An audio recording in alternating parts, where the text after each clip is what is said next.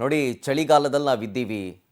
ಚಳಿಗಾಲದ ಆರಂಭದಲ್ಲೇ ಸಿಕ್ಕಾಪಟ್ಟೆ ಚಳಿ ಆಗ್ತಾ ಇದೆ. ಇನ್ನು ಜನವರಿಯ ಅಂತ್ಯದಲ್ಲಿ ಅಥವಾ ಜನವರಿಯ ಶುರುವಿನಲ್ಲಿ ಇನ್ನೆಂಗಿರುತ್ತೋ ಅನ್ನುವಂಥ ಭಯ ಇದ್ದೇ ಇರುತ್ತೆ. ಆದರೆ ಆರೋಗ್ಯದ ಮೇಲೆ ಸ್ವಲ್ಪ ಎಚ್ಚರಿಕೆ ಅಂತಂದು ಇರಲೇಬೇಕು. ಒಂದು ಕಡೆ ಬೆಂಗಳೂರಿನಲ್ಲಿ ನೋಡಿದ್ರೆ ಮೈ ನಡುಗುವಷ್ಟು ಚಳಿ ಇದ್ದಾವೆ.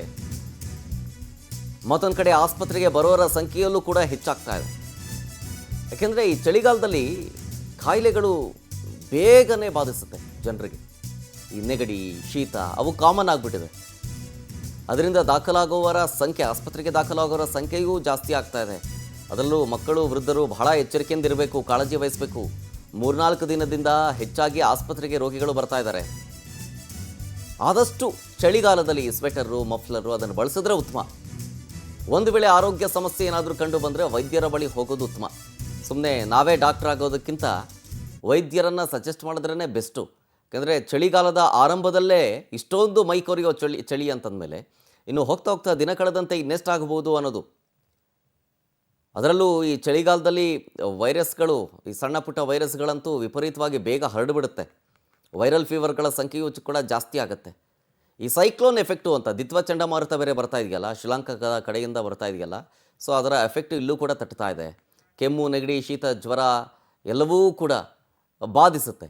ಡೀಟೇಲ್ಸ್ ಕೊಡ್ತಾರೆ ಇದ್ರ ಬಗ್ಗೆ ನಮ್ಮ ಪ್ರತಿನಿಧಿ ಮಂಜುನಾಥ್ ಸಕ್ಕರ ಲೈವ್ನಲ್ಲಿ. ಮಂಜುನಾಥ್, ಚಳಿಗಾಲದ ಆರಂಭದಲ್ಲೇ ಇಷ್ಟೊಂದು ಮೈಕೊರೆಯೋ ಚಳಿ, ಇನ್ನು ಜನವರಿಯ ಸಂದರ್ಭದಲ್ಲಿ ಇನ್ನೆಂಗೆ ಅನ್ನುವಂಥ ಭಯ ಇದ್ದೇ ಇರುತ್ತೆ. ಸಾಮಾನ್ಯವಾಗಿ ಚಳಿಗಾಲದಲ್ಲಿ ನೆಗಡಿ, ಕೆಮ್ಮು, ಶೀತ, ಜ್ವರ ಹೆಚ್ಚು. ನಾವೇ ಡಾಕ್ಟರ್ ಆಗೋಕ್ಕಿಂತ ವೈದ್ಯರನ್ನು ಸಜೆಸ್ಟ್ ಮಾಡೋದು ಉತ್ತಮ. ಈಗ ವೈದ್ಯರಿಗೆ ಏನೇನು ಸಲಹೆ ಕೊಡ್ತಾ ಇದ್ದಾರೆ ಅಂತ?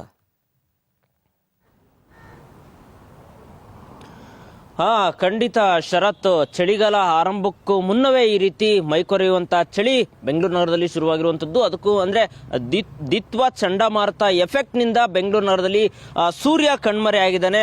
ಸೊ ಹೀಗಾಗಿ ಬೆಂಗಳೂರು ನಗರದಲ್ಲಿ ಸಾಕಷ್ಟು ಮೈಕೊರೆಯುವಂಥ ಚಳಿಯಾಗಿದೆ. ಇದರಿಂದ ಸಾಕಷ್ಟು ಸಮಸ್ಯೆಗಳು ಕೂಡ ಉದ್ಭವ ಆಗ್ತಿರುವಂಥದ್ದು. ಅದಕ್ಕೂ ಮುಖ್ಯವಾಗಿ ನೀವು ನನ್ನ ಎಡಭಾಗದಲ್ಲಿ ಗಮನಿಸ್ತಾ ಇರ್ಬೋದು, ಯಾಕೆ ಇಷ್ಟರ ಮಟ್ಟಿಗೆ ಸಮಯ 8:20 ಆಗಿದೆ. ಸೊ ಆದರೂ ಕೂಡ ಇಷ್ಟೊತ್ತಿಗೆ ಈಗಾಗಲೇ ಈ ಒಂದು ಸ್ಯಾಂಕಿ ಟ್ಯಾಂಕಿ ಕೆರೆ ಭಾಗದಲ್ಲಿ ಸಾಕಷ್ಟು ಜನರು ವಾಕಿಂಗ್ ಬರ್ತಾ ಇದ್ರು.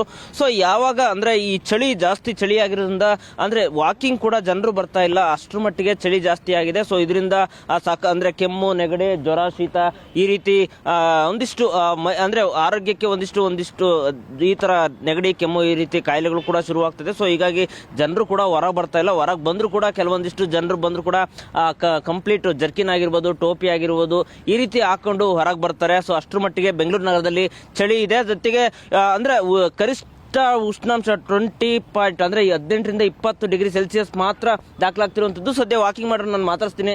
ಸರ್, ಸಾಕಷ್ಟು ಚಳಿ ಇದೆ, ಜನರು ಕೂಡ ಬರ್ತಾ ಇಲ್ಲ, ಏನ್ ಹೇಳ್ತೀರಿ ಸರ್? ಅಲ್ಲ, ಚಳಿ ಇದೆ, ಅದಕ್ಕೆ ಏನು ಮಾಡೋಕ್ಕಾಗುತ್ತೆ ಹೇಳಿ, ನೇಚರ್ ಅದು ಅಲ್ವಾ?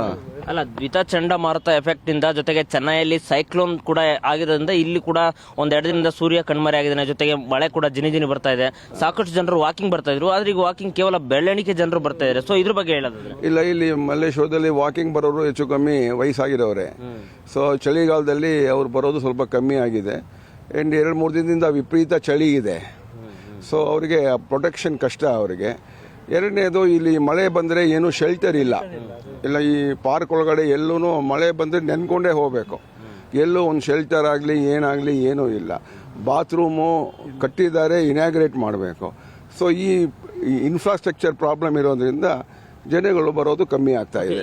ಈಗ ಒಂದ್ ಕಡೆ ಈ ಡಾಕ್ಟರ್ಗಳು ಇಂತಹ ವೆದರ್ಗೆ ಒಂದಿಷ್ಟು ವಯಸ್ಸಾದವ್ರಿಗೆ ಜಾಸ್ತಿ ಒಂದಿಷ್ಟು ಕಾಯಿಲೆಗಳು ಕೂಡ ಅಂದ್ರೆ ನೆಗಡಿ, ಕೆಮ್ಮು, ಅಸ್ತಮ ಇರೋರಿಗೆ ಜಾಸ್ತಿ ಹೊರಗೆ ಬರಕ್ಕಾಗೋದಿಲ್ಲ. ಈ ರೀತಿ ಕಾಯಿಲೆಗಳು ಶುರುವಾಗ್ತದೆ. ಬಹಳ ಹುಷಾರಾಗಿರ್ಬೇಕು, ಎಚ್ಚರಿಕೆಯಿಂದ ಇರಬೇಕು ಅಂತ ಹೇಳ್ತಿದ್ದಾರೆ.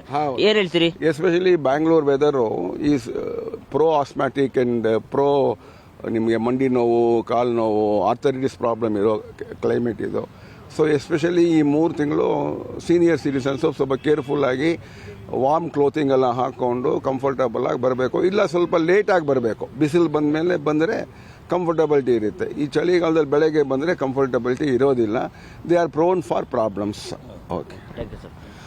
ಶರತ್, ಇದು ಅಂದರೆ ಬೆಂಗಳೂರು ನಗರದಲ್ಲಿ ಈಗಾಗಲೇ ಹವಾಮಾನ ಇಲಾಖೆ ಹೇಳಿರೋ ಪ್ರಕಾರ ಕನಿಷ್ಠ 18 ಡಿಗ್ರಿ ಸೆಲ್ಸಿಯಸ್ ಇಂದ ಗರಿಷ್ಠ 21 ಡಿಗ್ರಿ ಸೆಲ್ಸಿಯಸ್ ಮಾತ್ರ ಉಷ್ಣಾಂಶ ದಾಖಲಾಗ್ತಿರುವಂಥದ್ದು.